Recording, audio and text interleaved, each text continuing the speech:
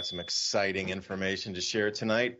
I was presenting at a dairy conference in Nashville, and what are the dairy producers and the world's largest grain shippers and the largest grain storing, shipping companies in the United States? What are they thinking about fertilizer and the actual supply of the grains, mainly corn for the feed?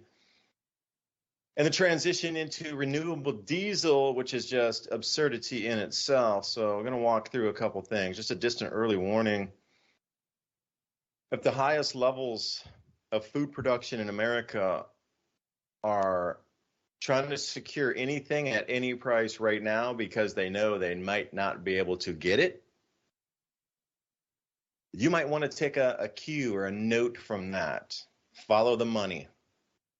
And luckily I was there presenting, and a couple things dovetailed with, the information that they're looking for in terms of the fertilizer production is one of the main things. Now, right now on the Mississippi River, the day I was there, this is 2 days ago when I presented, I spent 4 days up in Nashville. By the way, that place is pumping with 5G. I felt so angsty and so edgy, and you could just feel it literally in the air. You could feel it in the air, like the soup of frequency. You're in a frequency soup, heavy, intense, and you could. It was pulling on me, and I finally got back here. And once we got out of Nashville, and we were driving back through some of these smaller roads to get back here. I kind of just let off, and you could feel an actual. A lot of people talk about being in a haunted house or something. They feel it's super heavy, dark, angsty kind of, and then they step out and totally that feeling's gone. That's the same way getting out of Nashville driving. Once you reach a certain point past that where the 5G stops, the mood changes there. You can actually feel the frequency around your body shift, which is downright scary because it seems to be pumping at full throttle around that area where even sometimes when they even have these massive 5G towers, I could feel it in my teeth. My teeth actually turn metallic tasting when we go near these 5G towers in the downtown area. Really freaky. And I even had one thing just made my head literally buzz when we were near one of those towers downtown. And I'm like, this is just not healthy. Again, I got to get out of here. So grains and food supply inbound is going to have a significant difficulty moving forward in 2023. I was there to talk about the Tonga eruption, which happened in January of 2022. Not many of you heard about it. I was surprised, million bushels this year in America, 700 million down. So I wasn't unaware of this in the pipeline. So we had a supply chain guy there that was really deep into, that's all they do is shuttle barges for grain down the Mississippi and on rail. Usually they'll get the grains in the Midwest, but everything's failed. So they're way over in Ohio buying grain, trying to move it across the states, but not enough labor in the rail supply. So they're constricted there. They can't move. Barge traffic's locked up across the Mississippi River. They say it's going to take until, April or so for any of this, if it were to, under perfect circumstance, wind its way out and let the supply chains function correctly and evenly again. That's what we're looking at. And that's what these heads of the largest dairy farms in America that provide your milk, your whey, your protein powders, onward for baby formula, etc. And they're marching through all the things that are about to be affected. Now, some of the stuff with the cattle genetics is this crazy one too, because they were talking about methane reductions, because, the whole methane thing, they're trying to demonize the dairy industry and the cattle industry. It's too much methane. Sheep got to go in Australia, New Zealand. So what they're doing is they're doing genetics of the cattle to remove methane. So certain types of cattle that they found, the way they process the food releases less methane. So in the genomics, they're saving those embryos and whatnot and bringing them up and IV and into these other cattle to try to produce the next generation. And they say there's about a 5% reduction in methane by, I'm not going to say GM cows, not they don't genetically do anything with it. They just choose the species and then save an enormous amount of embryo, and then have that birth on to the next generation. And they're saying that each successive cattle generation, about 3 years, is going to reduce that cow's output will be reduced by 5%. So they're saying by 2050, which is bonehead idiots up in Canada, we're saying this is the Canadian Agricultural Association, Dairy Association, had set itself a target to go zero emissions by 2050. So they already locked themselves in a corner. Like, why would they do that? But anyway, they're saying, okay, so from now to 2020 to 2050, that's 30 years. We should have 10 generations at approximately 5%.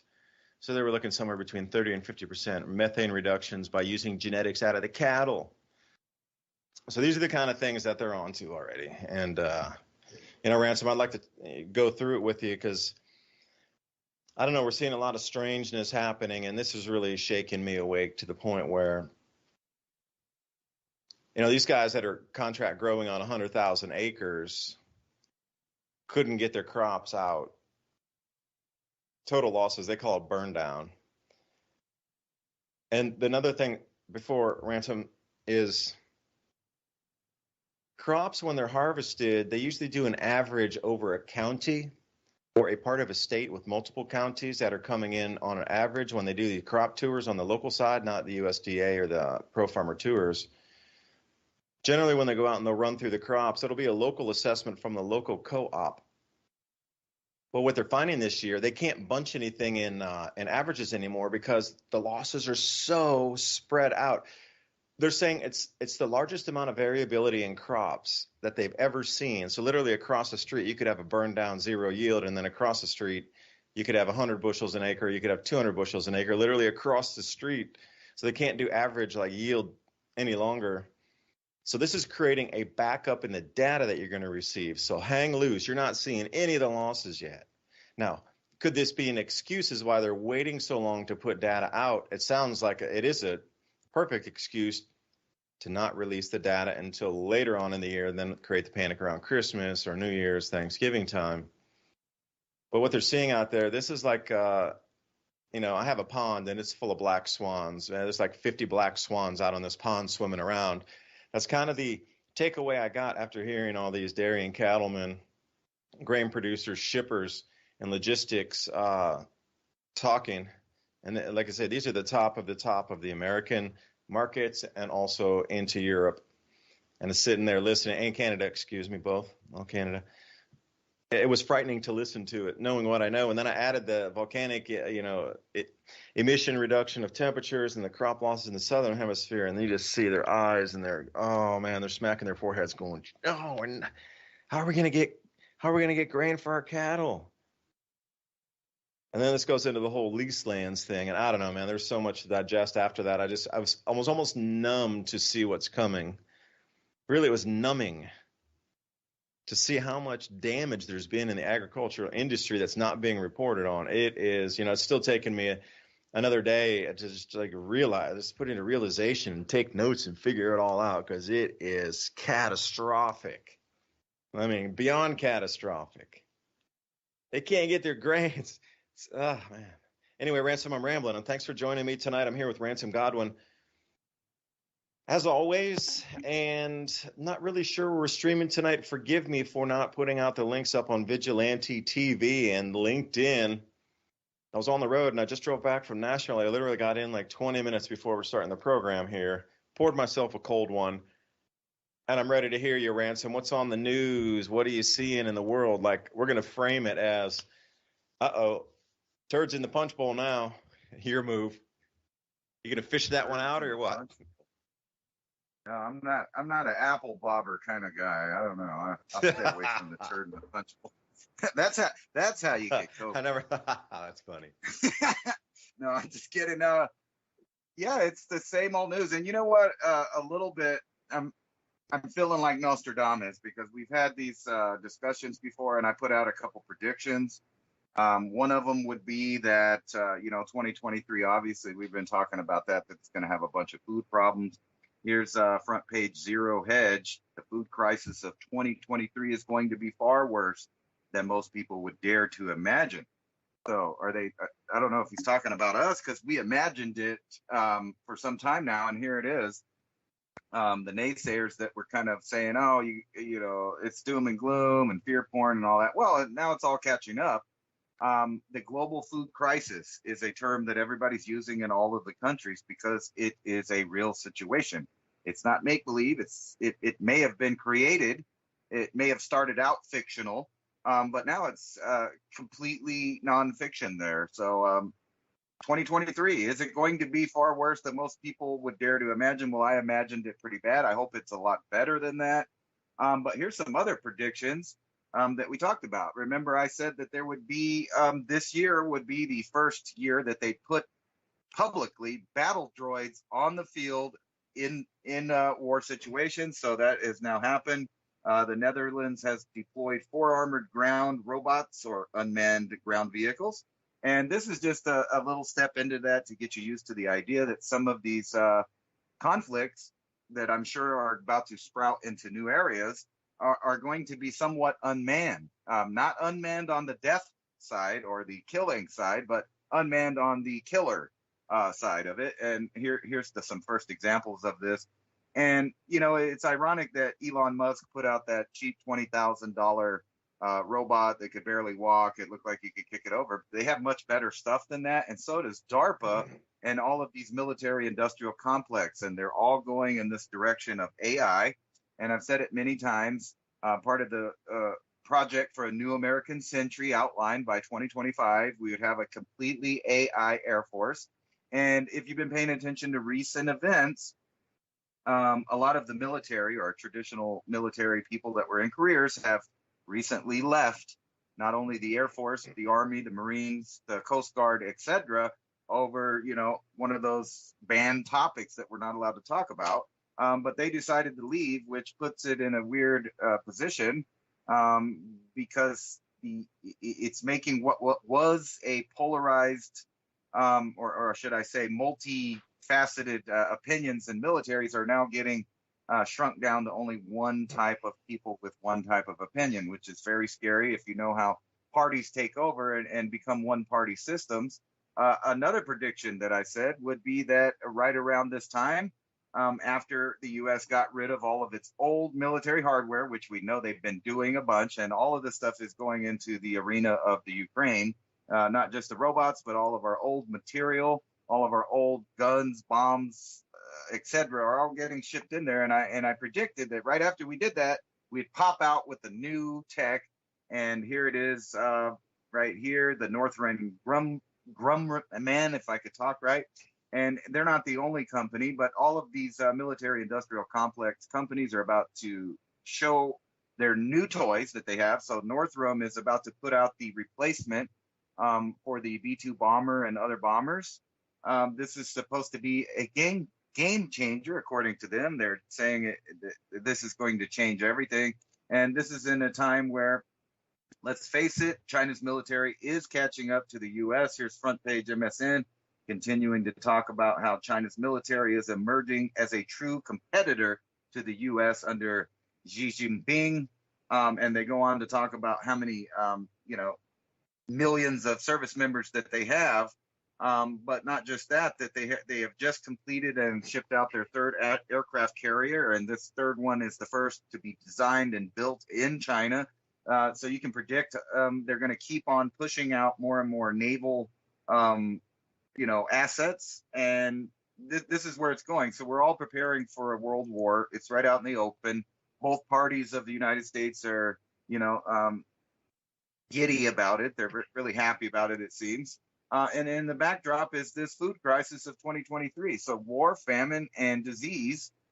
This is what to expect in 2023, and it's all planned and brought to you by some pretty elite people. I recently was watching Bill Gates talking about how that they are going to start punishing countries that don't do what they want to do. So, and also admitting that the entire Ukrainian war is designed to put an end to petroleum so that they could push in the Western world, at least, not in the other parts of the world, but just in the Western world, all of these new failed green technologies, which basically means that they have decided that one side of a potential conflict is already going to lose, due to not having energy, manufacturing, and it's a destruction of one system. So they've admitted that they're going to this new green system, which includes them pushing these fake products, fake foods, fake everything, and get ready for the bugs, because they are coming out, and I've recently started seeing them in the stores near me. So this is a pre-planned project to completely replace what we call food, and usher in a new era of government-controlled starvation. Is basically what it is. They're lowering the nutrition everywhere and getting people used to eating these rations. We've talked about it, but it's all coming true right now. It's not a story. It's not going to be, in the future. It's not something we have to worry about for later. It's all coming together right now in real time, and you can see it. I'm going to pull up some more ads while you kind of rebut to that. But think about this. Bill Gates and Klaus Schwab and all of these people are openly admitting that they are causing war, famine, and disease for the good of the planet. They don't exactly say that, so you can't coin me on, word for word. That's my translation. But they are saying things right out in the open. And if you remember, another thing that I predicted would be that after this recent medical experience that the world had, that, if I was in an elite position, I might let out one that was more deadly into the public after a lot of people had issues with the first concept of their products. So now that all of those people that came out and their conspiracy theorist friend is turning out to be right, the companies are admitting what we've been saying. I'm not going to repeat it because you can still get banned for saying what they say. But they are admitting that things didn't work the way they wanted it to, or if at all. People are getting sick from, different things. But this next wave of stuff, if you've noticed in the news headlines that they've discovered that, some scientists in Boston are kind of bragging that they made a new virus, a COVID virus, at a level 4 place, and that it kills 80% of all the mice and mammals they give it to. So just food for thought there.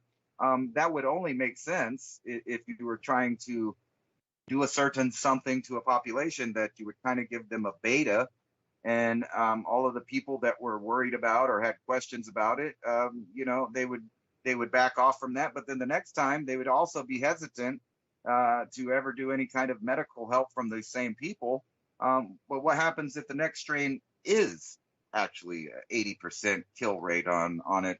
So no telling what card they're about to play, but they're all big and they're all negative. So if somebody's out there waiting for this one single event that's going to change the world, let me tell you, there have been millions of little events over the past couple of years that have already irreparably changed the world. So it's going to be fun to see how this rolls out. Not in the ha-ha way, but maybe in the I told you so, or I did mention it a little bit, that these things are happening, and they really are happening. So we're about to see robot wars. And recently, somebody was pointing out, I forgot the guy's name, deGrasse, I think is his name. He's a pretty famous scientist, the guy with the afro. But he was recently on a late night. Neil Tyson deGrasse. Yeah, exactly. And he's saying, I don't understand why everybody's worried. We're using new nuclear weapons. It's not like Hiroshima and Nagasaki. We don't have a radiation problem, so it's no big deal if we set off a bunch of nukes, because it's basically like regular warfare at this point. It's just a big explosion. There's no after effects. And that is the future of nuclear weapons. But don't kid yourself. They do have different types of these nuclear weapons. Some of them have a shelf life of 50,000 years if they're using some of these plutonium ones. If they're using stuff more like neutron bombs, they can totally devastate a country with explosions of pure force and not leave any fallout radiation, which means that any group or country or army could move in right afterwards and take over, and not only take over, but use the destroyed buildings, equipment, etc. So, wow, we are in sci-fi land, but it's not fiction. Sometimes I wish it were. So let me address a couple of those points on what I had learned and listened to over the last 4 days. Now, in my presentation, I was talking about electrical demand in Europe has nowhere remotely reached the peak demand that will occur in November, December, January, February. Now, there is a cycle in electrical usage that you can see it going back as far as they've kept data in Europe. The periphery seasons like spring and fall, people are not running the AC too much. They're not running the heater too much. It's like that Goldilocks temperature zone for a good 4 months, maybe 5 months of the year. You get those 2.5 month blips on both sides of the winter and the summer. And if the summer's not so warm, depends on where you are, you might not even need to run the AC. You can run fans. But as we move forward into what is beginning right now, so as we come into the end of November, they're starting to spike up. December, January is the ultimate peak rate along with February, and then it starts to drop off. The thing is, those who were trying to obtain fertilizers have come to the realization that there will not be any coming out of Europe at all this year. None. The thing is that the governments over there, and this is firsthand from myself of some of my contacts in Europe, that the governments over there have decided to stop all industry and redivert that power into the homes because they understand that street protests and violent overthrows of governments in the middle of freezing, starving citizens is a no-go. So they're going to sacrifice business through the winter, and they're going to try to restart it in spring when the electrical demand is dropping, and then they can take that and move it right over to the factories. And at that point, you talk about forecasts. In March and April of this year, you're going to watch all this news come out asking people to use the least amount of electricity as they can, with the understanding that, we let you survive through this winter by turning off all industry in Europe. And the least you can do is turn off and use the least amount of power you can possibly use so we can redivert that and start our economy back, which will be atrocious at that point. It's already atrocious anyway, but like double atrocious, triple atrocious. And at that point, we're going to start the economies back up, but you just don't fire up a steel refining operation. You don't just fire back up a zinc smelter. And one of my contacts from BASF in Germany, no less, said that their plant, and I'd asked him because I'd read this before. After World War II, they started this one chemical plant in 1953. It has never shut even one day. Now, from the original plant that they built, it is now 6 square miles. And he tells me that they don't even waste a single molecule in a process. That any process that's done, if there is a byproduct, not a single molecule of gas is wasted. So find a way to make a new product from that, knowing that this will be a stream coming off of another process. The problem is they are going to start shutting this plant down. And he says to me, when they try to restart this thing, the pressures and some of the things that haven't had a lot of pressure on it because it's been a continuous open flowing system, that they've never ever since the 50s even turned any of these valves and gears, levers down to zero and then tried to start it again and equalize pressure so nothing blows out on the O-rings or the pipes themselves, or there was, there's glass tubing and just a huge amount of, infrastructure that could be damaged with too high of pressure. So they're fearful that when they shut this plant down, or even parts of it, that they'll never get it back up and running again. And they're definitely not talking about this with the German public. And BASF being one of the largest chemical producers, huge problem. That is just one of the 75 chemical plants that have closed down. I mean, down to zero. Zero. There's nothing coming out of there. Nothing. And it's going to continue as they roll through high demand because they can't produce the demand. Like this guy that was going through some of the, I had talked about the electrical demand. I showed it in a chart that I did, my presentation in the morning, overlapping the volcanic eruption in Tonga and the Southern Hemisphere crop losses, and showing those charts that, if you think it's bad now in Europe for nothing coming out, it's going to get less than zero. I do remember there was a movie, Less Than Zero. What's that guy's name? Julian in there. See, I knew a guy named Julian. We always used to kid him because I knew him at that same time that movie came out. So you got to be that old, I guess. But the things that are about to happen, the breakdowns in the supply chain, is going to swing over to. I didn't have all the data on the chemical plant closures. The big guys in the room that know it way better than me had a list of over 100 that are affected now. I was like, ugh. And their main concern is if Ukraine will get back open again or not, if those ports will be functional or not, because if they are not, then what you know is global agriculture has collapsed down into a global famine. They cannot get the crops. Everything that you can possibly think of was just absolutely ripped to shreds this year, like the canola crop. They were talking about just being so tight that massive losses in Canada. Well, you would expect that going into the grand solar minimum. And they were talking about cotton crop being the lowest since the late 1800s, and then the cottonseed and the press cake coming out of that is minuscule and almost non-existent. So there has to be substitutes for these things on the animal feed side. So there's one company that was in there talking about feed efficiency, like trying to tailor the ultimate diet for a cow based on their genetics to almost waste nothing by the time it comes out the backside. Because you've been in a cow pasture before. I don't know, is that anybody? I don't know if I can say this on air, but we used to look for mushrooms in the cow patties when I was younger.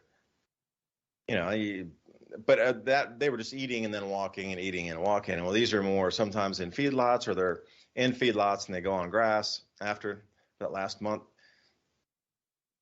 But the efficiency of getting every single gram of protein into that animal. And see, the thing they're finding is with his genetics to reduce methane, the fat content is noticeably, I should say measurably. Noticeably sounds like it's a lot, but it's just measurably decreased. And the amount of milk production is also measurably decreased when they go to the cattle genetics to remove the methane, which is going to be all the rage. So as you look across the landscape here,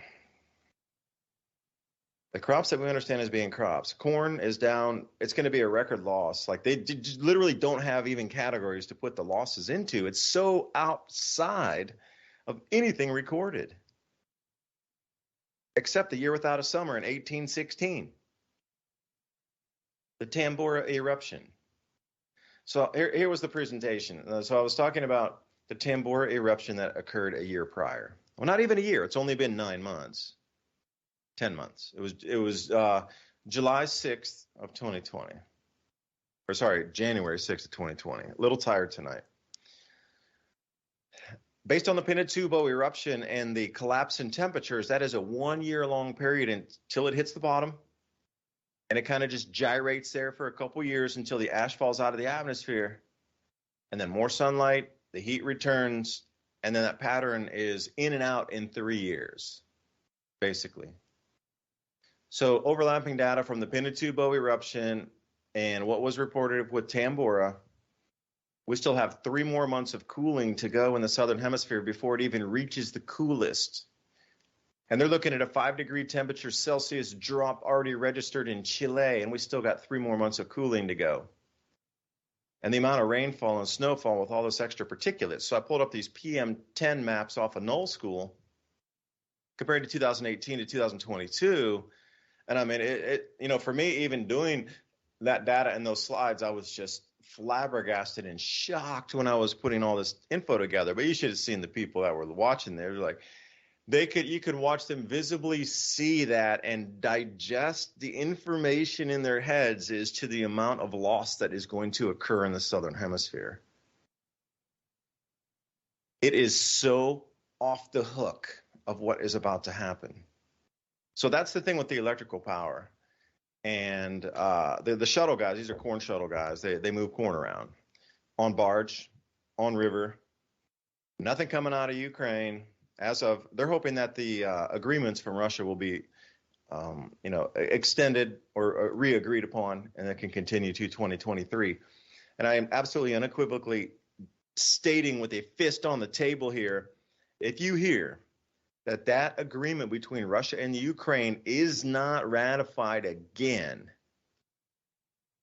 this will plunge our planet into a global famine of the likes we have not seen for hundreds or thousands of years. This is how dire it is in the industry, the way they're talking about it. Their hope is pinning on the Ukraine that they can get fertilizer out of there from Russia, and they can get some corn and now wheat coming out of the Ukraine. The problem is, which I've talked about before, the grains have been sitting in those silos and storage and warehouse facilities for well over a year now. They have not been able to export it because that's last year's harvest. That's at the same exact time that never got moved out. So now they're in a rock and a hard place. They never moved the grains. They didn't store them well. There's been a lot of people in a war, just electric turns off, people aren't there, lights aren't turned on, rats get in, whatever. They're finding a huge, huge, huge amount of damage on the crop that's been stored, that's non-exportable anymore to EU standards. So they got 10 plus million tons just laying around that they can't export anywhere. And now their new harvest is coming in, but the numbers that they had were only 30% of the fields got planted this year in the Ukraine. 30, compared to the 100% that was a year ago, 2 years ago, 2019, 18, 17. Okay, that in itself is a startling figure. Like, wow, that's crazy.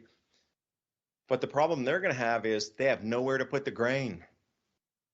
They're literally going to need to use machines to empty those storage bins out. And we are talking massive port facilities, literally scoop by scoop by scoop with an excavator, or they just open it and dump it into the sea to then make room for the new crop that's coming in, because the only option for them currently is to leave that crop out under tarps. That's the only choice they got. And you start adding all this stuff up, and then the fertilizer shortages from that, Ukraine, Belarus, Russian area was a major. I didn't realize the reliance we had on that. And here's another scary thing. The potash, I didn't know this, right? On the American border with the Canadian border, it's the second largest potash reserve in the entire planet.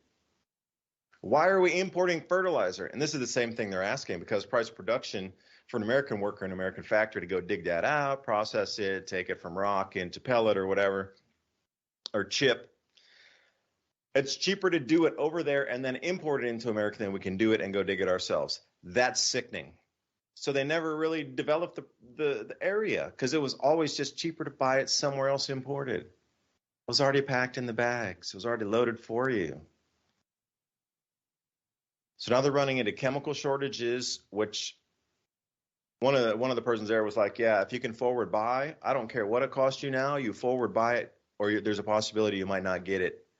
I mean, they always say there's a possibility, but the way I interpreted it was, you buy it at any price because next year it's not available. And I'm thinking, all right, what is that list? Oh, it's everything. It is literally everything of a chemical or a fertilizer that goes into the farming process. This is where we sit. Now, the United States, according to their data and presenters that I was listening to, the United States will be the last place that will feel what the rest of the world will feel first. So if we're having a food price crisis, collapse, street protest because of food prices in America, then the rest of the world's on fire already. You're going to get some lead time into knowing that it will arrive here. We're already seeing street protests in 30 countries across the world at the moment about food pricing. At least 30. There's only 198 countries in the world, and 30 of them are battling on streets because their food's too expensive. At some point, it's going to roll to 50 countries, and the next it'll be at 100 countries, which will be half the planet. Once you see that 50% rollover, we have very little time in the United States to prepare, because it will come here last. We have the most land. We have the most, we can do everything ourselves, but it was just so cheaper to do it elsewhere that everything manufacturing, processing has just been let to die on the vine out here in America. I think it's on purpose. It's been since the Clinton era, and they were talking about how things were outsourced down to Mexico and everywhere else. That we have a very viable agricultural industry here that we could produce ourselves with our own fertilizers, and if we could have our own chemical factories, but the Greens are yapping, not in my backyard, and everything else. And with the steel plant shutdowns in Europe, that means that the tines and different kind of disc Heiros and replacement parts, they're talking about how much stuff breaks. Everybody in there is there. Do you have a disc Heiro break and that needs to be repaired? And everybody raised their hand every single year. And they can't get steel. They're like, we're already out of the repair parts, man. Like, there's no more. That's the whole thing too, is the equipment repair parts, the shortages that are everywhere too. They literally can't get like those round discs that plow the field to repair. So they're going to have a gap. Okay. They may be running, 100-foot wide, but you might have one or two gaps in there where the disc isn't, and it's just going to leave a gap. So then they're going to reduce field yield off of that because there's a gap. It can't plant, it can't till, it can't rip. Drills too. They're like talking the drill bits. Every time they're drilling these seeds into the soil, those things are plugging up, cracking up, breaking, bending all the time.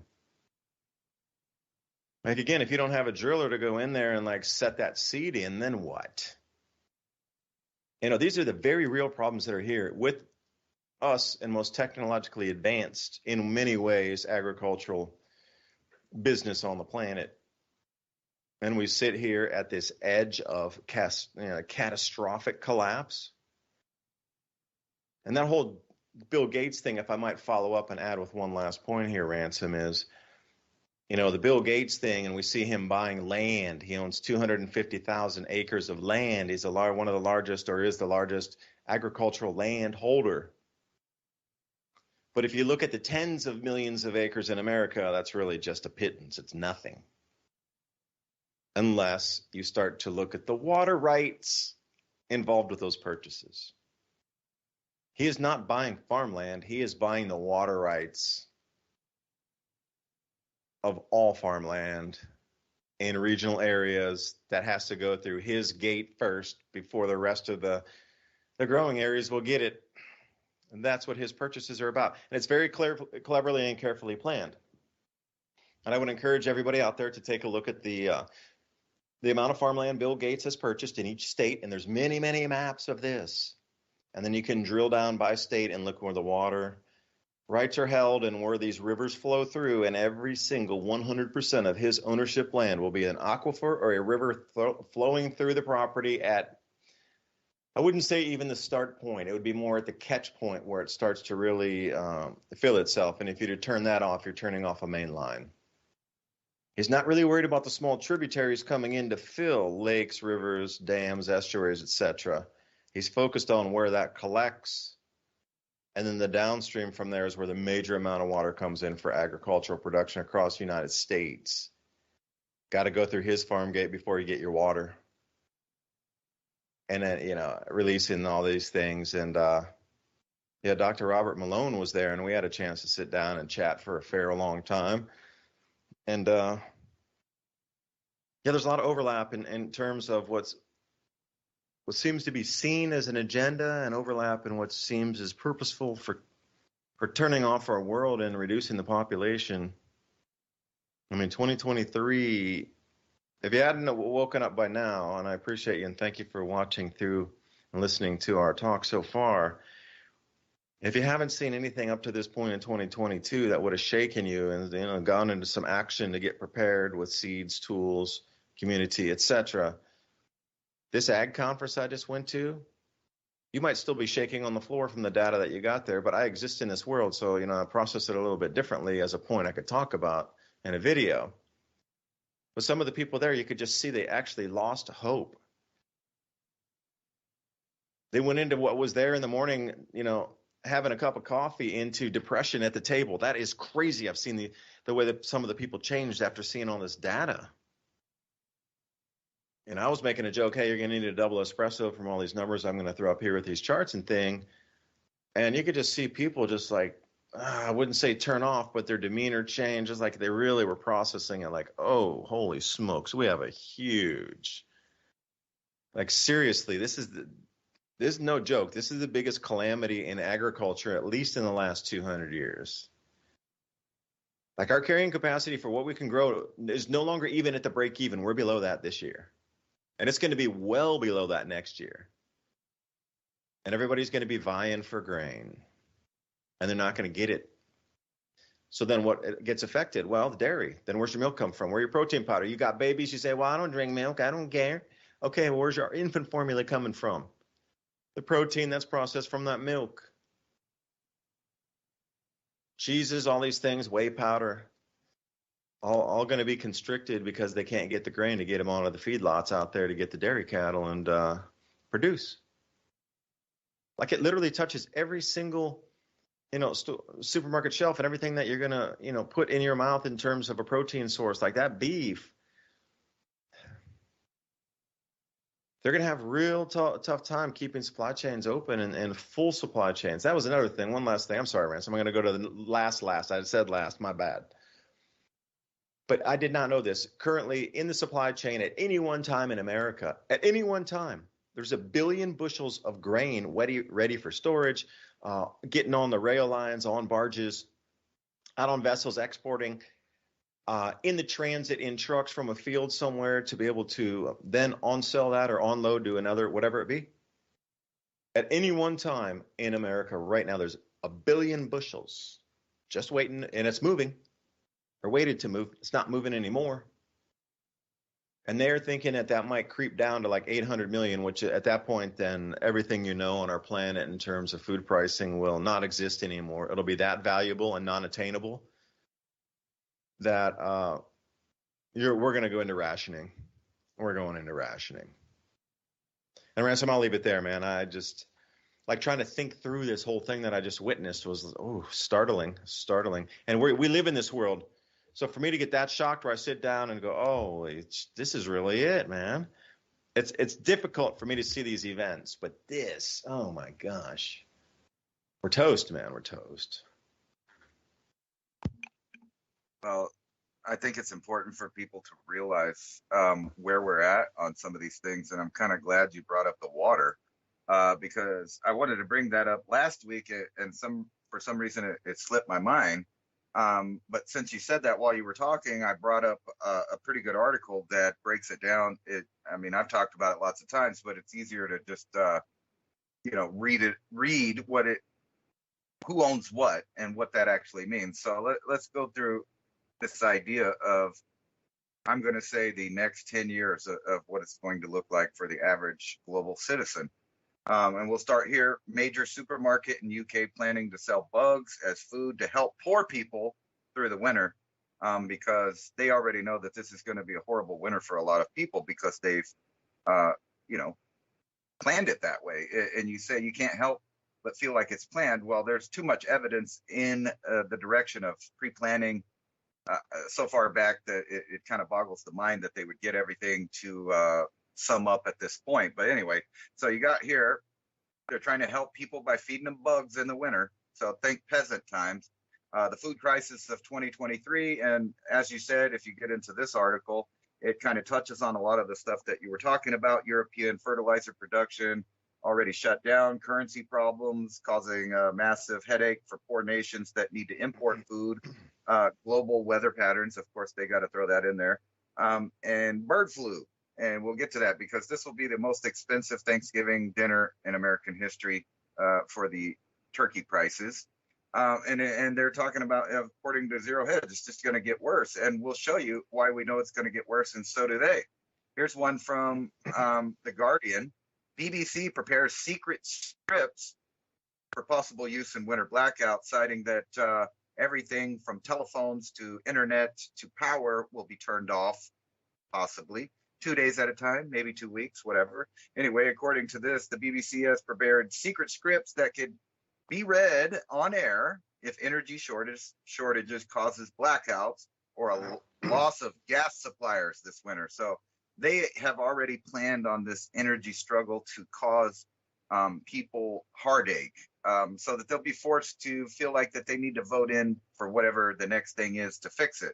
And then let's move over here. Let's talk about water, because that's really important. We talk about land and farming and sustainable living and etc. But none of that can really be done if you do not have access to water.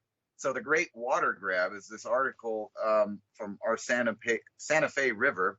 It's a great article. It's talking about who owns the actual water, and it gets in here and it breaks it down. And who owns the water? The new water barons are Wall Street banks and elite multi-billionaires, and they're buying up water, and they have been for the last 40 years all over the planet. So you can think about this, and think about this too. Goldman Sachs just met with Zelensky there in the Ukraine to see how they could help with the war effort. So you know who's actually behind the war effort from our side. It's the central banks and the lower banks that follow them. But right here, Citigroup, Deutsche Bank, UBS, Credit Suisse, the Macri Bank, if I said that right, Barclay Bank, Blackstone Group, HSBC, they're all up there as the top people buying water. And then you got T. Boone Pickens, former President George H.W. Bush, which died, and his family. So you know the Bushes still control that. And then you got Hong Kong's Lee Kong-sing, if I said that right. And then you got a guy over in the Philippines. And these are all billionaires that are just buying up water all over the planet. They're buying it in like Argentina, they're buying it up. So right here, just by himself, billionaire T. Boone Pickens owns more water rights than any other individual in America, with rights to enough of the aquifer drain, approximately 200,000 acre feet, or 65 billions of gallons of water a year. That's him. So what happens when Bill Gates and all of these other people own everything, you know, from the internet messages that are getting out to your pharmaceutical needs, to your food needs, and the same group controls the water. And remember, these are the same groups that are pushing local governments to make it against the law for you to collect water naturally, saying that the state or the province or the country or et cetera, whatever municipality you live in, owns the rainwater, and not just the rainwater, but the runoff water. And we all know how it works with water on land. You have to have water rights to that water, and also water under your land. You have to own the water rights to that if you're going to be, you know, putting a well up or trying to get any amount of water out of it. So if all of the corporations, billionaires, own all of the water, how do the other farming, you know, entities compete if they just turn off their water? Because they're not going to turn off their water for their own companies and their own usage. It's just going to be their competition, and no one can really say anything because they own the water rights, and that's how that works. So why would they be buying up water rights all over the world? And in that article, it talks about Northern Africa being one of the main places people are buying up water rights. So you got Northern Africa, South America, and places all over the United States, just that we know about, where they are going to control the farming. There's no doubt about that, because if you control the water rights, you control the farming. So, you know, maybe if you want water, you might have to buy some Monsanto seeds, or, you know, you can see where that goes, where it puts people in positions to do things that they wouldn't normally do, or make deals that they wouldn't normally do. And when people own the water rights, they can also use those water rights to pressure municipalities and other government agents to do what they want instead of the need of the people. And when you think about this, all of these people, the richest of the richest, owning the water, and then think about places like Flint, Michigan, and Mississippi, and all of these places where the infrastructure is falling apart, and these people have been sitting around for decades collecting billions of dollars to keep that infrastructure up. It leads you to other topics like the grid, and the same thing is happening there. These people that control it on the government end are not using the money to upkeep or you know, evolve their systems to fit the needs of the public. Instead, they're allowing it all to collapse. And most of these things have time limits on it. You know, everything from a PVC pipe to a steel pipe to, like, you think of it, they all have lifespans.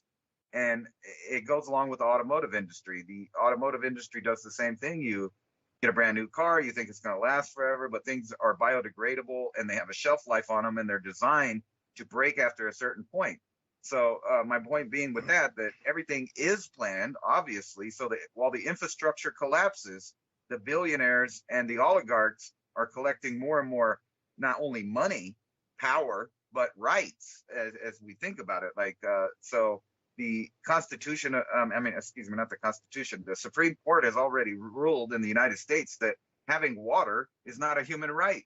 And the reason for that is because people own water rights, and the government wants to keep the position that they also own the water that falls from the sky. So there's already places like in Oregon where you cannot collect it. There's other places around the US that are making laws right now where you cannot collect it. And this is all like a net that's kind of closing in on the individual sufficient living human being, where they cannot get power, they cannot get food, they cannot get information, they cannot get water, except for through these government and corporate portals. And that's the design. And then when we go back to this social credit score, how do you think that will fit in along with this carbon credit score? Because they're mushing all of these ideas together. And the only people that are going to feel the pain of this transition into this ultra, I don't know what they call it, ultra portioned reality, is that the peasant is going to starve to death. They're the only people that have no way to fight back the system. So even if you're at home gardening, what happens when the municipality turns off the water because they're, protecting the earth by stopping you from growing things? Or, the list goes on and on. You can't collect that water. You can't plant there. You can't use organic seeds. I'm waiting for that to actually come around the corner, is where governments start banning certain types of foods, which they have in the past, to where you only have the choice but to go down to Walmart and buy their one choice of GMO source of food with a little bit of bugs in it. And you can go home to your house that the electricity's turned off for the night so they can save power. And maybe your water's turned off, so because there's a so-called drought or water shortage. And then you realize that these are all systems designed to be lies. I mean, they're lies. And welcome back. We'll see you in a couple minutes here as we take the break. David Devine right along here with Ransom Godwin. See you in 2 minutes and 2 seconds. We'll be back talking about what you can do to enhance your soils and what this dark winter entails for us. Listen to Revolution Radio. What would it feel like to have your health and wellness in balance? All disease is simply the improper replication of the DNA molecule. FCE, full chronic extract, when you grow the plant indoors with no contaminants, and then you get 120 cannabinoids, what that does for your telomeres and for your DNA is incredible. It is absolutely the best as far as being able to get your health back. A good phrase would be is there's no such thing as disease, just the lack of a good immune system. So if you can enhance your immune system, this is definitely the best way to do so. It's definitely the best thing from an immune system standpoint. If you take the position of, I just want to enhance my immune system, 120 cannabinoids is done through what's called the entourage and full plant extract compared to others that are out there and no contaminants. That's what's huge. So there's been tens of millions of dollars put into this and many people have had benefits from it type stuff. So this is about full spectrum and being able to get the entire benefit from the plant. This is the first time ever with a patented process to actually do that. If you take iron supplements, there's 4 different types of iron, and then the challenge is you have to have stuff that goes with it so the body will absorb it. So this is a lot like when you take vitamin D so you can absorb the other vitamins. You kind of need the full spectrum of vitamins to get the benefit of each individual one. Absolutely. And the thing that people notice the most is sleep. They have really, really deep sleep and they sleep extremely well. And if they stop taking the product, then immediately their sleep is disrupted again. This is something that the Chinese and Egyptians and so on and so forth. So the research is more than just recent, it's extensive. So a full plant extract, it's done indoors, aeroponics. Once you've got that, then you can get the full spectrum. People find that it resets their metabolism. So there'll be a lot of things that they're eating now, including sugar. It'll make it so that you will not desire to be able to consume the things that you're having challenges with. So wheat, dairy, sugar, all these different things. It'll balance your system so that it'll get you to the point where your metabolism is correct, and your palate, what you desire to eat, will change drastically. The entourage effect is a proposed mechanism by which all the cannabis compounds interact exponentially in a synergistic manner to modulate the overall effects of the plant. The benefit of the entourage effect is the increase of the therapeutic experience. More compounds consumed in whole plant medicine typically means a higher likelihood of pain relief, anti-inflammatory action, anxiety relief, just to name a few. The endocannabinoid system, ECS, which is now being recognized as arguably the most important system in the human body, since it provides some degree of master control over all the other systems.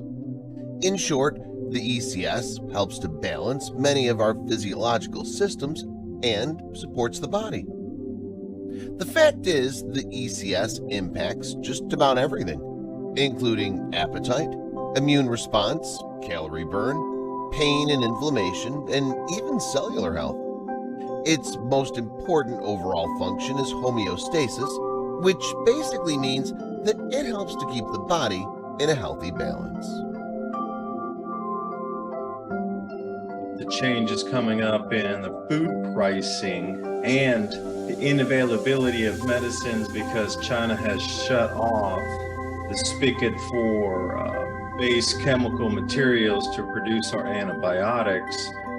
A lot of things are going to shift, and having something that's produced in the United States that seems it covers two different arenas, something that's going to happen with your body because your food choices are going to change, and at the same time, if you're unable to get whatever medicines there are out there, there could be a substitute on a supplement or something more natural side versus the chemical side. We're going to get back to your host.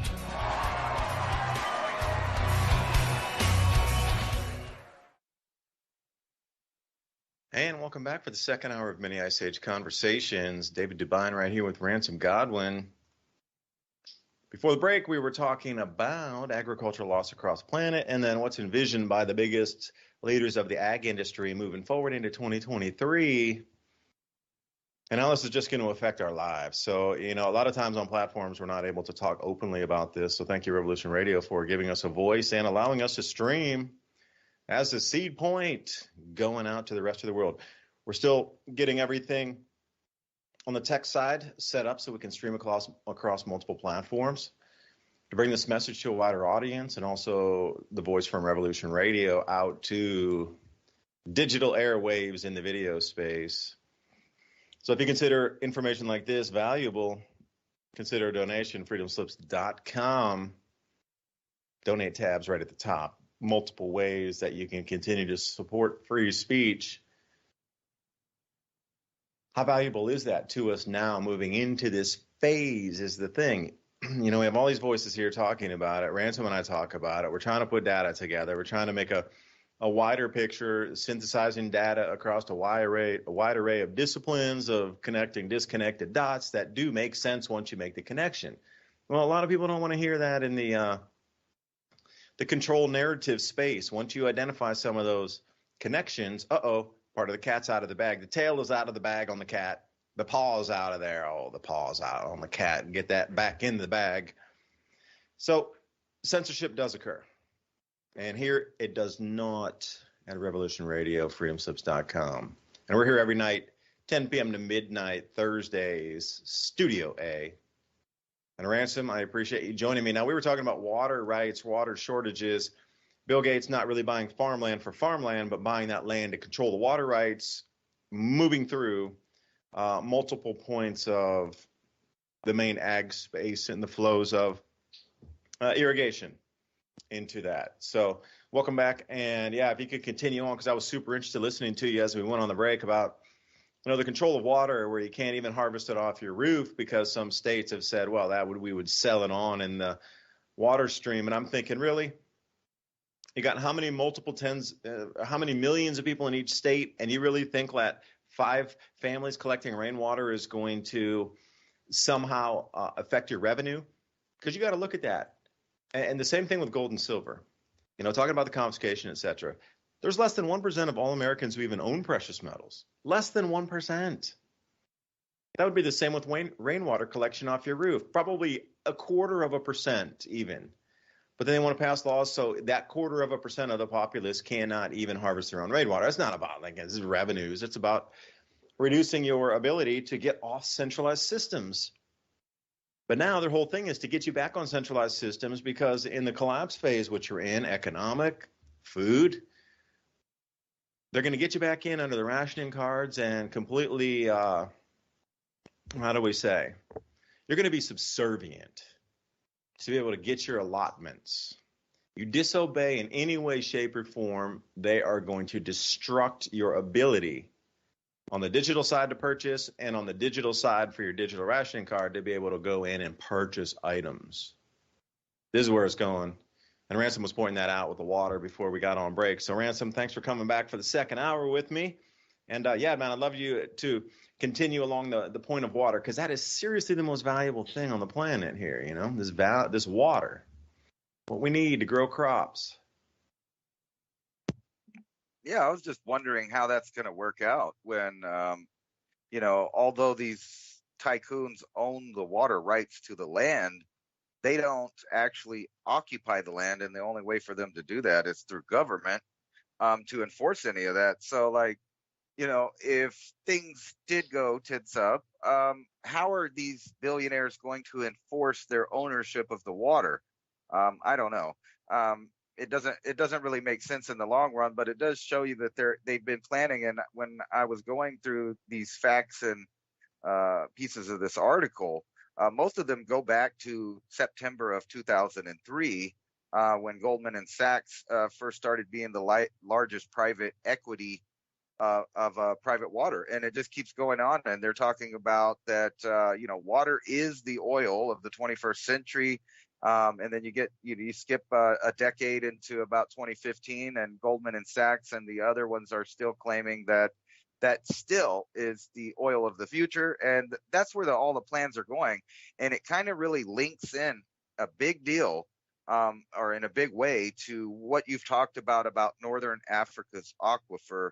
And it kind of ties into the whole Great Reset and possible changing growing zones. And after watching Bill Gates talking about that exact topic, about how they would have to move their resources and farms from one place to another by 2030 and 2050 because of the crop yields decreasing. And, like I said before, I don't know if they're talking about all crops, or he was talking about just the, kind of crops that they own. But what they were calling them was climate sensitive crops. And with everything else that they've been pushing as far as propaganda on the climate, that words have power. So when you come up with a new phrase like climate, climate anything, right? So these are climate sensitive crops, which makes you wonder why are they already planning this far ahead to actually move growth zones? And he started to get into that. And we've been talking about this giant aquifer in Northern Africa. Now, who owns all of the water rights to that? And you can see that it's probably some of these billionaire oligarchs, maybe people from Saudi Arabia, Dubai, but most of all is the banks that are the smaller banks of the central banking system. And then when you think about, was this or wasn't this planned all for this time period, it kind of shows you that absolutely it was. They knew it was coming for at least 2 to 3 decades. The people that are in the know, like the Bushes and all of these people, are buying up what they know will be the future in control, because water and food are kind of hard to separate. So if you control the water, then necessity says you're controlling the food necessarily. And then when you look at this stuff where these, BBC and others, and I'm wondering what the secret scripts for the U.S. are, because you kind of mentioned, do you think that America will probably be the last to feel the real repercussions of a global famine and some of these issues? And the reason why is because the whole world looks to us as far as media, entertainment, propaganda, etc. Most of the outlets for the entire world are actually coming from the United States, and a lot of them that you think are foreign, media services, you'll find out that they most likely have some of the same ownership that's telling them the same thing. So whenever they're openly admitting right here on this thing about having secret scripts to tell people, don't worry about it, don't worry about the power going out. You would think, well, if they got scripts for blackouts and people freezing to death in the winter, then they probably have scripts for war, and they got scripts for this and that. And then where did those scripts come from? And here's a little bit of woo-woo. I've talked about it many times. A lot of these scripts, so-called scripts that the media uses, are written by an AI. Now, who programs that AI? I'm not exactly sure. I haven't got that far into the research. I'm sure it's a guy that has, an agenda, and he puts it into the AI. The AI writes a speech or a script or news or whatever, and it comes out. And even this algorithm of trying to hide the information is squeezing out information about us starving to death, freezing to death, and the future of warfare. So it's kind of hard to ignore them, especially when in every arena you see the same type of propaganda. And notice that the food is left out of most of the mainstream ones. They'll talk about the power crisis. That scares people. They'll talk about weather phenomenons destroying everything. That scares people. They'll talk about nuclear war. That scares people. But food scares people more than anything. And they know when people are scared about food, they will mobilize. And they don't want people to mobilize until they're ready to starve them out.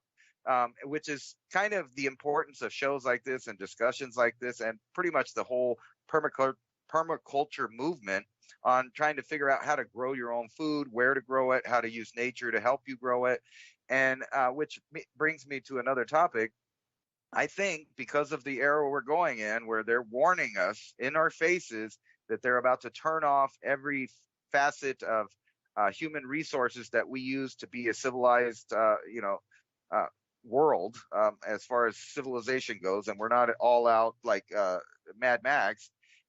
We're going to have to start getting used to finding new food resources. And no, I'm not talking about eating the bugs, but some surprising things happened in my garden. I planted late. I remember I told you that before. I tried again on August 1st. I planted a bunch of corn, squash, tomatoes, etc. A lot of that popped up, and I had a second growing season here in the Southwest. And I actually got a little bit of food, not a lot. We would have starved to death if we were depending on it. However, today I was out there picking my, native corn, and I got one that had these gigantic kernels of corn on it that looked like mutant kernels. And I broke one open, and a bunch of black powder came out of it. So I kind of got freaked out. I thought it was like black mold or something. I washed my hands real good, then I went and did a little research, and I find out that it's actually a delicacy that's growing on my corn. It's a fungus that grows on corn in certain environments. And in Mexico, it's considered a delicacy. They make all kinds of stuff out of it, quesadillas, et cetera, et cetera. There's a bunch of dishes, but it just, kind of dawned on me that me trying to grow this food, I ended up finding a totally new food source, and I'm showing people some pictures of this fungus that grows right off the corn. So this is a completely edible fungus, and it grows right on the corn there. And actually in Mexico, they can't wait to get this, and it makes the corn like 4 or 5 times bigger than the cob of corn that you were going to get. And all of these, chefs around the world are paying lots of money for this stuff. Because it's really rare, I guess, and it only comes up at certain times. But the idea of eating other food sources, so the Native Americans in Mexico and probably the southern U.S. figured out a long time ago that there was this weird blight kind of growing on their corn. Somebody was brave enough to cook it and eat it and found out, hey, it's edible. So that's pretty neat. But getting back to the point of alternative food sources, we're going to have to get to a point where we know the North American continent so good, or wherever you live in the world, that you know the place so good, that you know where to find the water, you know where to find the livestock or wild game, and you know where to find food off of the land. And when I say that, I'm not just talking about in spring or at harvest season, but there's food out there all year round in most places. Now, unfortunately, I've studied this to some degree. In North America, there really aren't that many food choices in the wintertime. If there's some kind of situation where the grid is out, the grocery stores aren't working, and you need food in the wintertime, really in North America, you may find some berries in some warm places, but for the most part, you need meat. You need meat, and the only other real thing out there are things like nuts that you could possibly find that were left over that maybe the wildlife didn't eat yet, and bark off of several trees. And I don't think many Americans can survive off of trying to hunt and get bark. And it brings me to another point, that the propaganda that they are doing about climate change and destroying the world and all of these things are so powerful. I actually saw a guy being interviewed, and you might have saw this too, where he was probably in his mid-20s, but he completely believed that the world needs to stop farming to save the planet, because that's what's starting to come out of the climate weirdos' mouths, is that regular farming is contributing. And remember, a few months ago they came out and they were saying, oh, they're going to have to stop Australians from growing so many, cow and whatever, because the farts, and they keep coming up with these ridiculous ideas. But the problem is young, uneducated, kind of naive people in the millions or even billions are buying into this propaganda, to the point where simple ideas like growing food to eat is something bad in their mind. So this kid thought that, we need to hurry up. There's a time limit. We need to stop all these farmers from farming so that we save the planet. And more of this nonsense is coming out. And imagine the future now with this amount of propaganda, and then you add in ideas like nutrition, starvation, which clearly alters the mind. We know this. It only takes a week, 2 weeks before things get totally crazy if people are actually starving. But just being hungry, not starving, but just hungry and agitated, and being fed propaganda about who's to blame for your situation, you can see how that can turn into a total nightmare.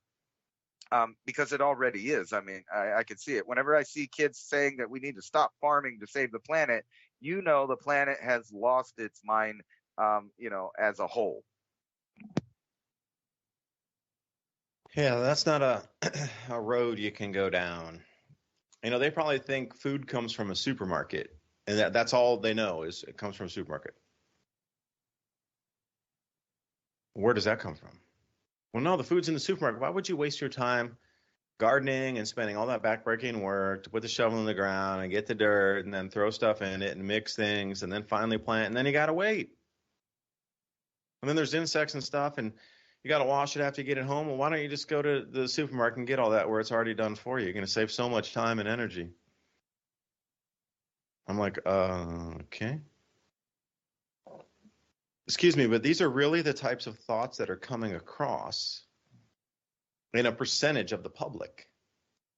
And what we've seen so far with this misguided 1% of the populace lifestyle now dictating what 99% of people can or cannot say, what happened if it turns into this insanity where they want to stop farming, but when you say, whoa, if you stop farming, we're not gonna have any food. Oh, you're banned. At what point, Ransom, I'm kind of curious in the timeline of everything. If it's being fed in and drip fed today, so if we can step back a couple of years, what is the drip feed rate of madness and then suppression of thought, stifling of conversation from introduction point into where we sit now, where even PayPal is going to scrape your money because you don't kowtow to the 1% or less than 1% actually of a population. These are the things that, with these cleverly constructed narratives using corporate washed, spun, and regurgitated media, mainstream media. I mean, is talking about winter garden seeds now going to be a bannable offense where they'll demonetize you? Because I talked about kale, I talked about cabbage, kohlrabi, and all these mighty heavy leafy greens that are just the most all-stars for micronutrients and vitamins and that sort of thing in the winter months. Was that suddenly verboten to talk about growing lettuce in this shoulder season here? You can get a quick, 60-day rotation crop before it gets too cold because lettuce loves the cool. People will say, well, I couldn't grow the lettuce in the summer. Well, neither could I really. It's always too hot. That's why we plant in, late February. And then it gives that month to start to warm it up in March, and then boom, right in April, then it just starts hitting its sprint. Then we'll get, continuous production. What about talking about making tinctures from elderberry or black walnut husks yourself that are dropping right now in plentiful amounts? If you can get to those black walnuts before the worms or the other thing in the forest that wants to nibble that beautiful, juicy, succulent inner protein source. I mean, how far is it going to go? Are they going to make it illegal to start? If they're making it illegal to collect rainwater on your own roof, on your own property, are they going to make it illegal to wild forage also? Because suddenly you're taking money out of the corporate revenue that would have gone in. So somehow you're not allowed to even wild forage because you're denting into the bottom dollar of the corporation. The only reason they have power is because the power has been given away. And at what point does it get so stressful and so unattainable to buy food where that power is taken back to the people? Like the thing about history, and I always say a history book is your crystal ball about what's to, unfold across the planet. Because I encourage everybody to dive back in history and check out these chapters of massive losses of population during events, whether it be volcanic or electromagnetic. And the same three things collapse every single time. And then you can kind of overlay and see where we sit in that trajectory moving forward. So just an example, Maunder minimum. I always talk about this because most of the temperature charts on repeating cycle are based on the 1640 temperatures overlaid with what's about to drop off in solar cycle activity. 25% of the world's population perished at that time. 25%. Now you have to ask yourself, was it a global liquefaction event, otherwise known as a mud flood? Was it something else? Because, as soon as you get to that population loss area, it becomes quite murky to find any kind of reliable statistics.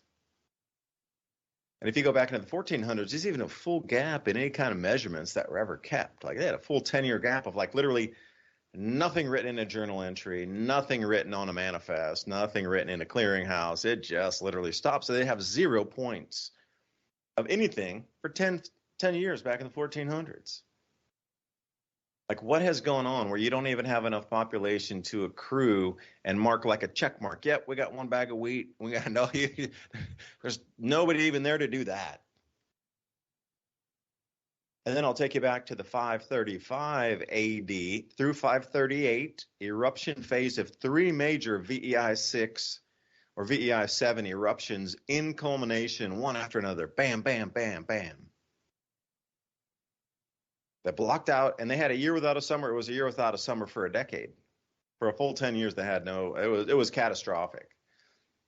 And you'll start to see, if you're looking at genome again, you'll start to see a real constriction around that time of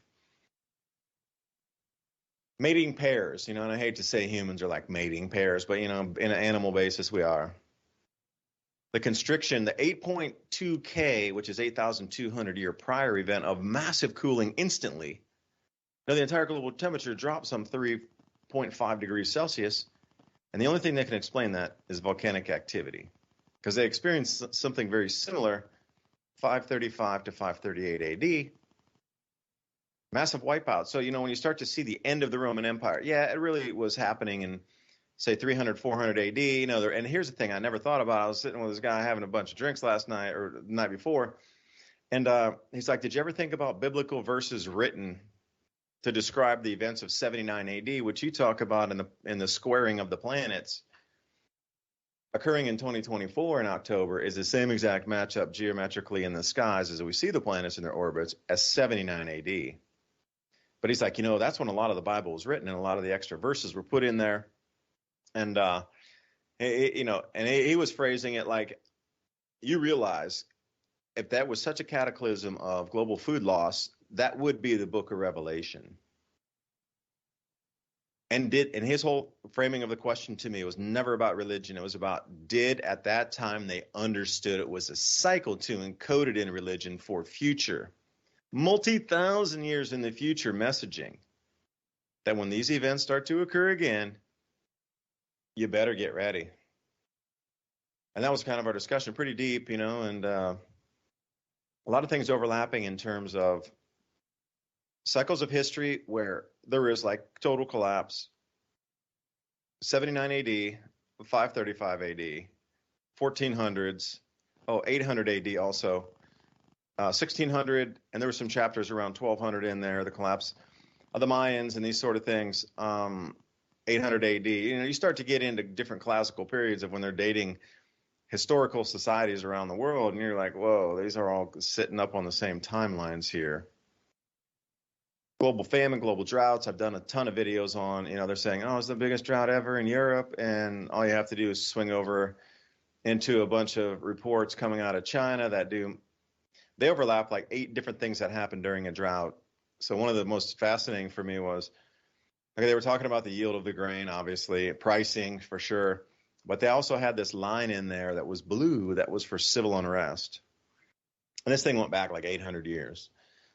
Droughts overlaid, and then the severity of the drought and the river readings at the times on the severity, and then they started, assigning severity indices to the droughts in China, and then there's definitely an overlay on there on how much civil unrest is, how much crops are lost. Like that's a no-brainer. Even like anybody in a statistics course day one could see it so plainly. But then you start to look at it, and what they consider the droughts right now are nowhere near close to the biggest droughts that they've had. Not even remotely close. This is in the mid-range. So all this spewing garbage of, it's the biggest drought ever across Europe because of global warming. You didn't do enough research. Definitely didn't do enough research from the 15 and 1400s forward, because those drought stones that were there in the 1400s, you missed all that, especially the catalog data from peer-reviewed research. They mapped out all these drought stones across the entire planet.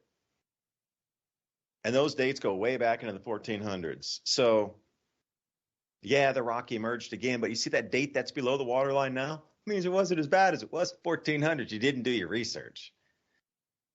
Then you start to look at these patterns that are evolving and the things that we see in cyclical patterning. And then you start to map that up and say, where are we going to go? So, Ransom hit that on the head perfectly. Like, water is going to be the most important thing for you to have. You can't cook without it. You can't bathe without it. You can't grow food without it. And once you could be the toughest mountain man, mountain woman on the planet, but as soon as you get too unhygienic, your body's going to get sick. Access to water for cleanliness is going to be another thing. Go to some of these desert areas and see, I could see why Islam slid in there, because, even in their rites, when you're looking at how to bathe with such a minimal amount of water, that's talked about in the Quran on actually how to take a bath with minimal water in drought conditions. Like, this exists in all religions, these passed down messages about these cycles. Doesn't matter which religion, especially the Indian Vedas. Oh, sheesh, they're going back like hundreds of thousands of years. So the best guess for 2023 would be, hyperinflation, because another thing that was sort of talked about, but a lot of people weren't getting the gist, was cross-border payments using digitized physical assets with a repository in both nations that would honor those agreements and those smart contracts to deliver said asset. Like talking about carbon trading and carbon credits and allocations in the cryptocurrency sphere and the whole digitized asset movement across borders. They're in the headlights, like, the one guy's asking me, dude, I don't want to buy this gold thing you're talking about. I just want to know, do I need to go buy a bunch of grain right now based on your research of the Southern Hemisphere eruptions? It boils down to that. Like, dude, how are you going to pay for that? How are you going to move money or value across the border that's accepted between two parties? Like, these are the kind of unknowns that people aren't putting and plugging into the equation. Okay, you got a full currency collapse. That happens every time we come into this cycle. Currency collapse, population migration and reduction, and then a restructuring of government. Because after the cycle ends, then the government believes they still have the power to try to rule over people, but frequencies changed, and then a new way of governance pops in. So just take it back to the very base here of economic upheaval during these collapse periods. How do you pay for something across a different country that might have a collapsing fiat currency? Because if I know yours is junk, I don't want it, but I will take digitized gold where I know in a depository I can walk in there with my smart contract and you're going to give me like 100 pounds of gold over the counter, literally. Or 50 kilos, whatever. 100 kilos, 1 ton. Like I can walk in there as a bearer note on demand and say, give me the 1 ton of gold. Or I want to take equity out of that and I will leave that as a deposit on collateral. And then I'll get working capital in my own country based on that. Because this is going to intersect pretty interestingly here as we move through. So Ransom, I don't know where it takes us because I don't want to get us banned tonight. So ivermectin is over the counter now in Tennessee. Yet you will find 0 places that will sell it to you. None. Online prescriptionaries, nope. You got to have it filled in the state. There are none here. I've probably been into 15, no less than 15 drugstores, private ones, the Walgreens, and everything in between. Nobody will sell it to you. So even things that are now deemed legal are still not attainable. So as we go into 2.0 through this whole mess here, I don't know. It's going to be more control. That's all I'm going to say is this digital rationing card is inbound. And see, once you put that digital rationing card with cross-border payments, then it starts to make sense on where the world has moved to already in the planners. Because Ransom, you were talking about, they understood these crop losses were here or coming in inbound cycle 30 years ago, and they were planning, and now we sit here. Well, the same thing. They knew the economy would collapse, and then suddenly cryptocurrency pops out in 2008 and 9. Suddenly, just in time to really get legs in a lot of distributed ledger and settlements with DLT over on RippleNet and R3 and a few other privates. That, I can't believe that's introduced and up and running right at this point where fiats are going to collapse and we'll have an alternative payment system at the same time. Dude, there can't be this many things overlapping. Come on. Even somebody that doesn't understand anything would be like, it's a little quirky. There's like 50 black swans out in the front of my pond out there swimming around.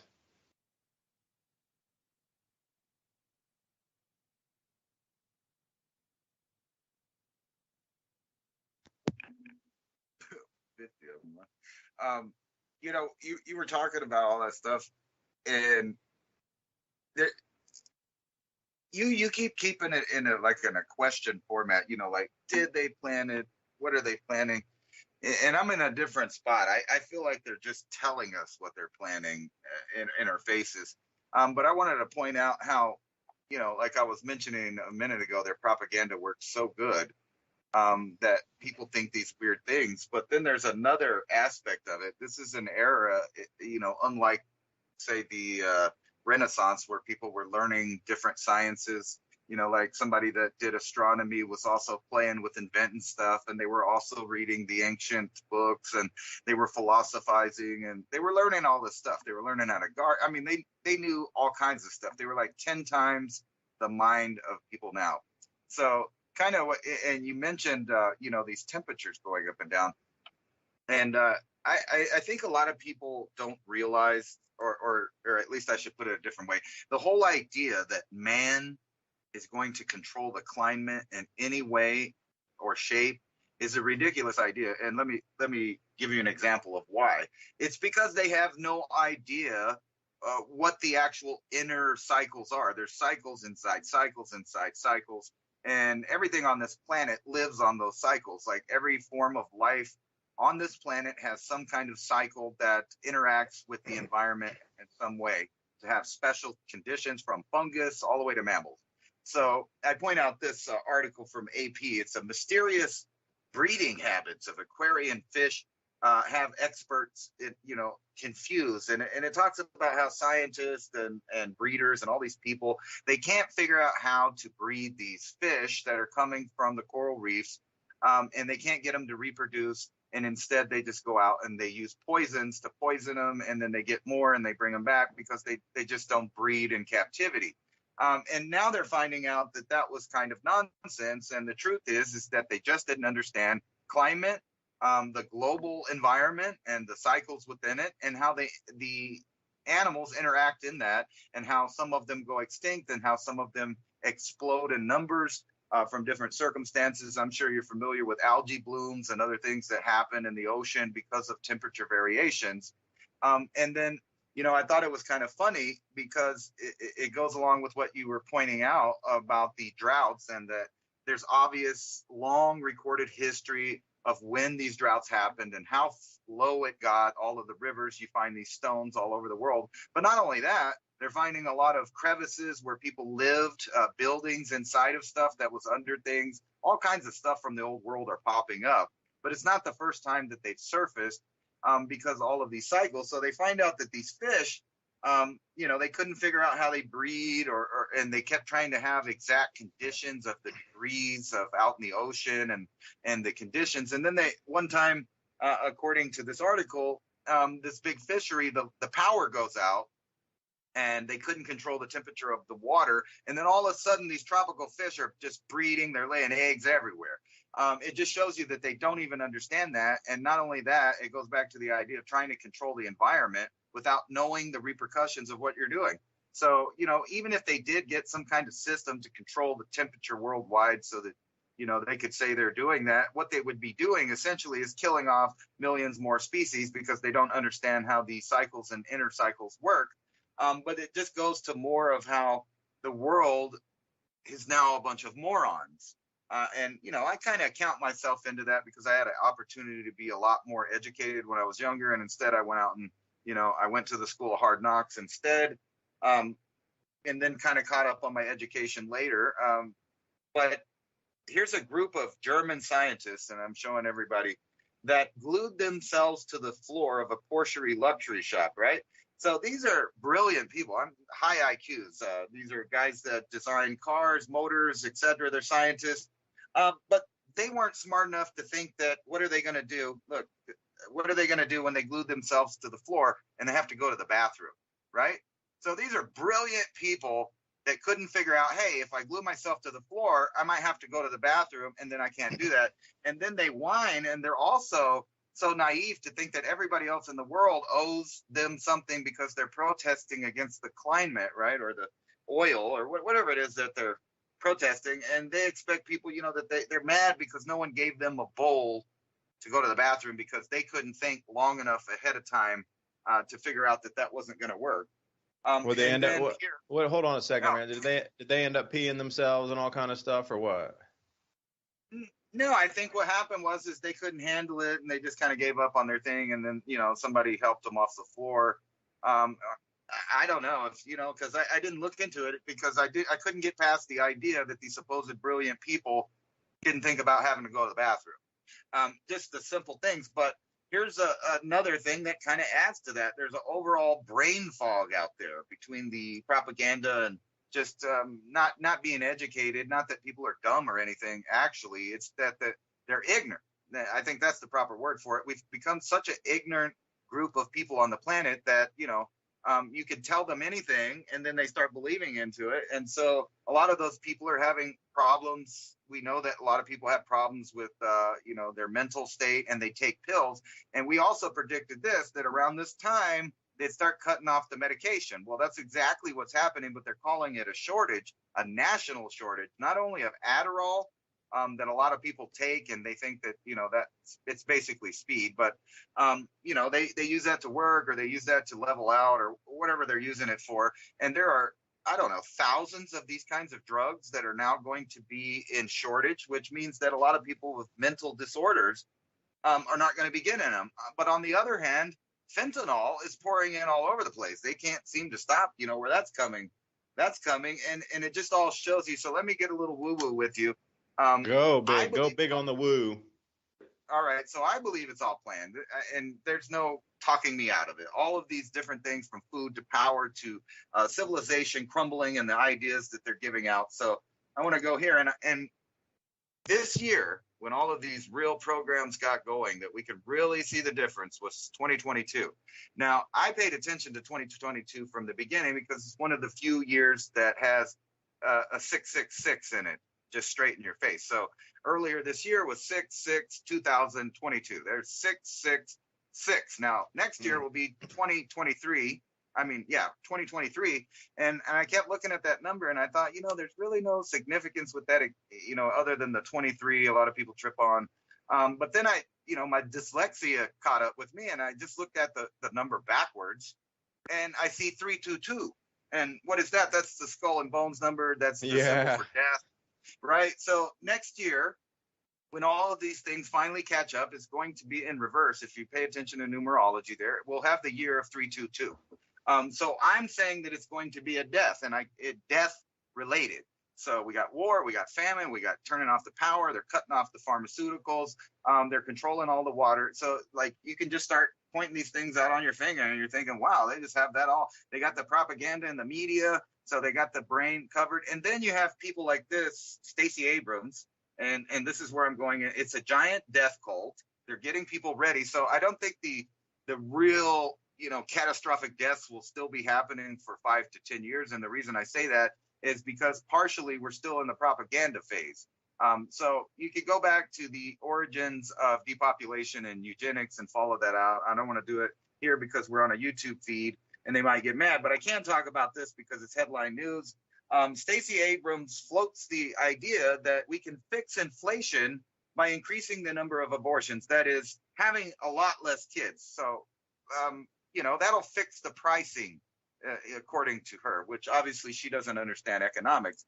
However, you start seeing the same theme coming anywhere, and I brought it up in the past. Everything is about depopulation now. So the Pentagon is now going to provide funds to help troops doing the same thing, seeking abortion. So there's money for that. And it's not really about the argument of when and where, whose right it is or nothing like that. My main point is that in every arena of propaganda and media, they're pushing the idea that human beings are bad. They need to die. They need to stop having children. They need to stop using energy. They need to stop eating food. They need to stop farming. They need to basically stop breathing. And in order to make that happen and to shame them and browbeat them into this with propaganda, they make everybody feel guilty, and to the point where they will have everybody on this planet believing that they need to pay money for a carbon tax, which is basically a tax on existence and breathe, which puts us way, way scientifically past the idea of, sir, you're eating the king's deer, right? It's the king's deer. It's the king's rabbit. It's the king's food. If you're growing it on their land, etc. We're going back into these times. And then you get to look into the minds of these nuts that are running everything. And they're all talking about, yeah, why not? Nuclear war's fine. It won't really hurt the planet. And they're right, because we've talked about it. They've exploded 2,000 plus of different kinds in the air, in the ground, in the water, and we're all still here. So they know they can commit mass genocide on a global scale and blame it on a war that had to happen, maybe fighting over resources like power and food, which there is an abundance of on this planet. Yet we've created a situation where there's not. And it just kind of, here's an article from the Mirror alleging that Vladimir Putin already tried to detonate nukes, but his plan was sabotaged by his own people. And you can just go on and on here. U.S. Army, they can't get anybody to fight. They've lowered the standards. Now they've also lowered the weight rule. They removed the restriction in some of the areas like the Army, where you can now have a felony. So they're trying to get criminals. They're trying to get fat people that are out of shape. They're trying to get anybody they can to fill the ranks. And mark my words, the draft is soon to come, because that's the time in the cycle again. And then we get back to the propaganda of them trying to convince people that the planet is in such dire shape that you need to turn off your electricity and your lifestyle and eat bugs. And why bugs? I mean, I got to ask you that. Well, I think the reason that they're using bugs now is because that's a sign of, a famine in the Bible. So it connects to that. That's one aspect of it. But the other one is every future dystopic movie about from anybody, people in the future were eating bugs to survive because there was no food, there was no water, all of these things. And, it's all lining up to be reality here. And I don't see how people could think that this is an accident. And they've named it like Dark Winter, the Winter of Hell. I mean, there's all of these new names for the era we're going in. And they're already preparing. We know that. Like I said, they have secret scripts already to tell the public. They have the propaganda in advance before the actions on the ground happen. So every event that you're about to see that's going to blow your mind in the next year, possibly big things. Like I said, they've been incrementally happening. All of that stuff is all pre-written, pre-scripted, and ready for this phase and this turnover. So it makes me wonder, and it kind of gets back to that. If they know the magnetic field is collapsing, I think that they know that there's an urgent need to control the mind and the soul of human before a certain point when they can no longer control it. Some kind of singularity that they are scared about, and maybe it happens cyclically, like everything else, and most likely that's the case, and it's happened before. And every time this happens, they turn off the information, they turn off the power, the food, the health, and any kind of resource that a human society would need to function. And they create a living, let's say, hell on the earth. And, they rebrand everything. They pull up new flags, and then you're in a new era with brand new. And you can see examples of that, of like how Monsanto got in trouble for their glyphosate and Bayer got in trouble for their SV and their aspirin. Well, you know what?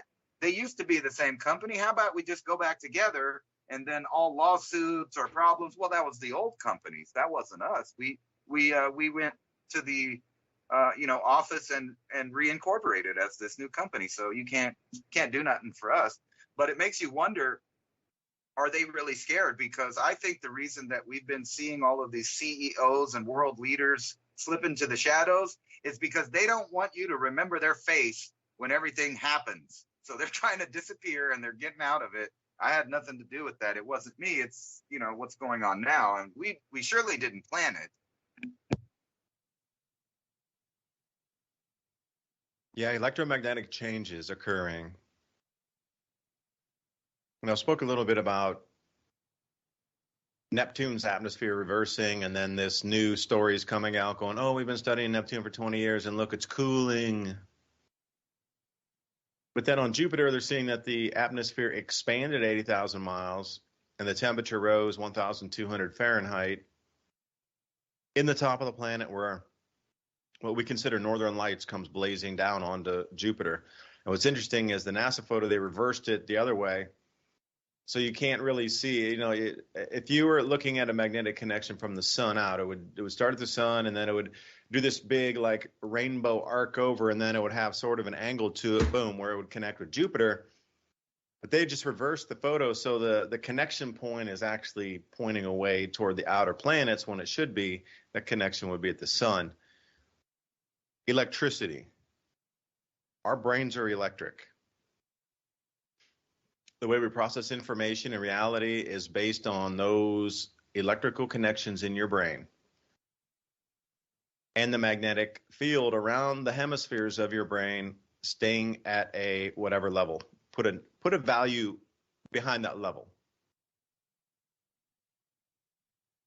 What happens when frequencies change and your ability to observe reality around you suddenly, you'll see it as clearly as Ransom and I that things are planned. But what if that happens to the entire populace at the same time?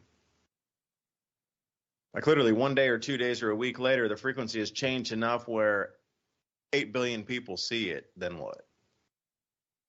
Well, they're going to be none too happy. And at that point, you're going to see that the populace rules the planet, not the elite, or self-proclaimed elite. They believe themselves to be such. But knowing these electromagnetic changes are inbound along with these changes of government, see, they're keeping, everybody distracted as can be from anything in the heavens increasing that would validate that our planet is just one of the 9 affected by the sun. And then 2, they're bringing in all these measures and just forcing things down your throat in terms of laws and ways to talk and, what you must eat. And there's really more like a prison control system now in play. But the biggest thing is the distraction. Now, this frequency change that's occurring right now is going to sweep through our planet.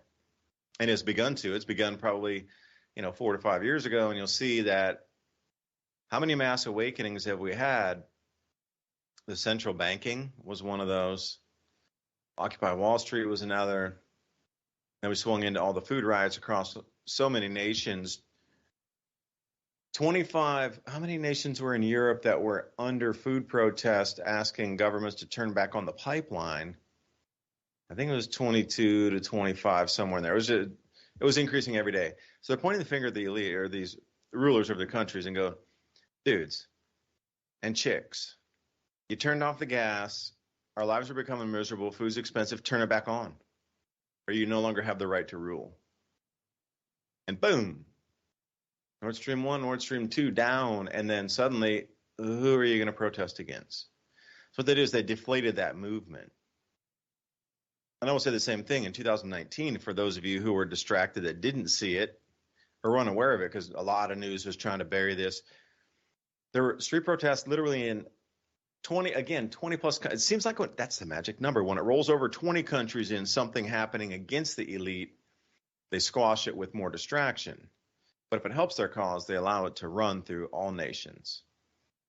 2019, the overnight lending repo market was broken completely. At some points, they were putting $800 billion a night into it to keep it afloat. And they, central banks around the world understood, hey, we can't keep doing this. I mean, sheesh, this is not going to last. And then whoosh, COVID comes in, and suddenly quantitative easing, and they could print as much money as they needed to for everybody to still then reset that system with just doubling the amount of the money supply on the planet for a reason. Most of it not in your pocket or mine. Most of it in company coffers. But you can see where that's heading to now that we're coming into, okay, they blew it, the pipeline's gone, so they can't actually point at a government as they turn it back on. Well, now it's just become just outright electrical and food, You can't, see, they maybe put themselves in the corner because they can't turn that pipe on again. So then what? As soon as you see the 20th plus that is actually making the news, not a single one-day event or something, like Ghana started to go off heavy as well. They were all into these green agendas and, the whole 2030, their whole entire cabinet switched over to it, and now there's electrical shortage there, but people woke up and were like, no, y'all are gone. So these things are sort of flash in a powder keg kind of things versus sustained, movement of people saying our foods are too expensive, y'all need to go.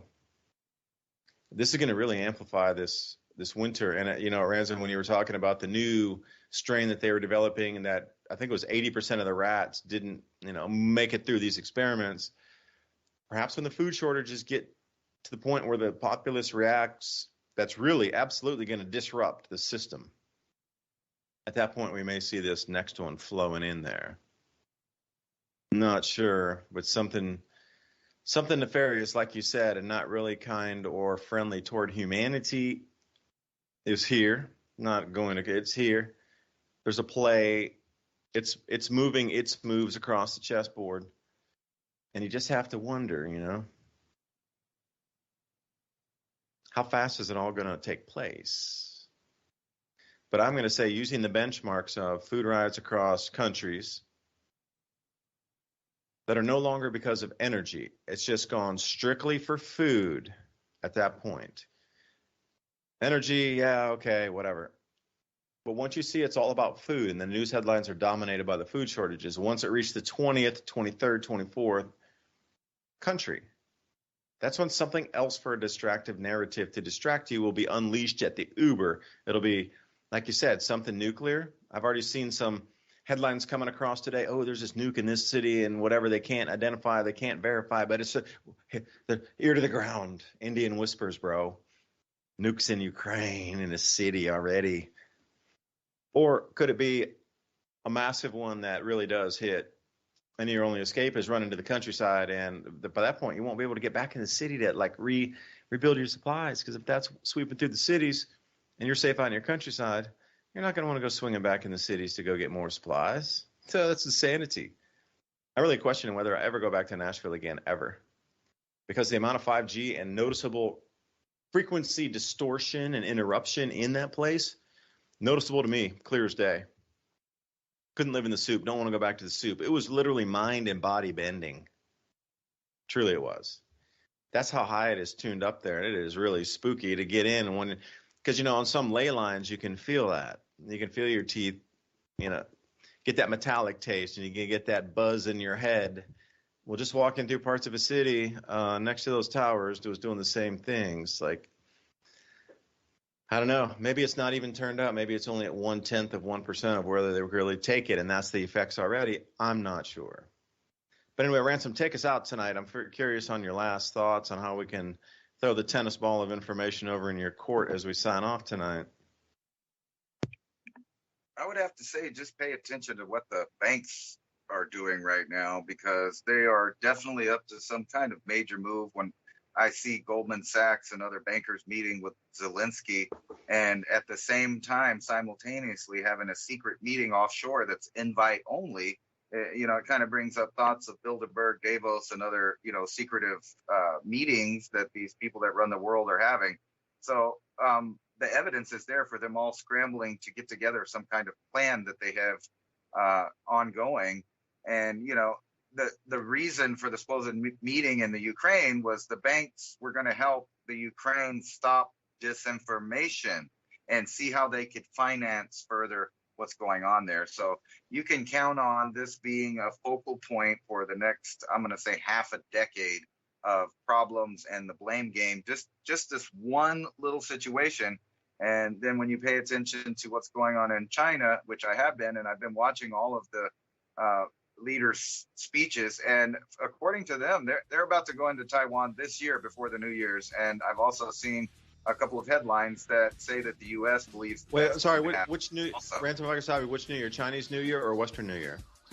No, Western New Year. Happy New Year! 新年快乐 for those of you speaking Chinese out there. So I split the hair on that because, you know, it is a festive time, and not sure how people would react to that, because Chinese New Year is a sacred time of the year. Family comes together.